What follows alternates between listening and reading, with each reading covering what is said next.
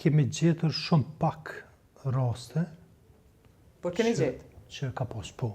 Frymje të çmimit. Po. Keni gjetë ju raste kur janë fry çmimet e importit banave gjatë vitit 2023 e tashme përfitu njerëz prej atij ligji? Kemi gjetur shumë pak raste. Por keni gjetë? Që ka pas, po.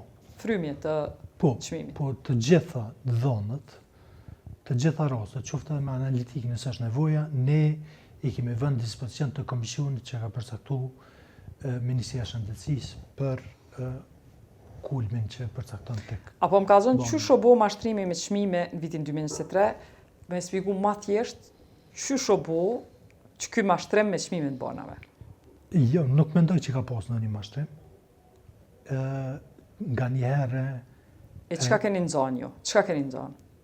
Po mendon. Po thu për rasteve që i keni referuar te në komisioni. Vitin 2024 kemi pasur rast që e kemi vrejt gjatë zhdoganimit që një produkt i caktuar me emër tregtar me vetë deklarim të tyre kanë rritur dukshëm vlerën e deklaruar të doganës.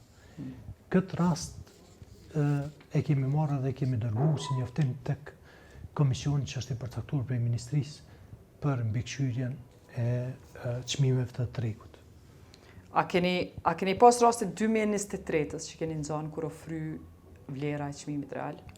Nuk po më kujton që më bënë në një rast, po mund me ndodhe në 2022, se kjo çështja e përcaktimit, kufizimit ka qenë vit për vit e përmendur, edhe paka shumë nëse edhe shohim që veç kanë fillu me u rrit edhe importet edhe vlera.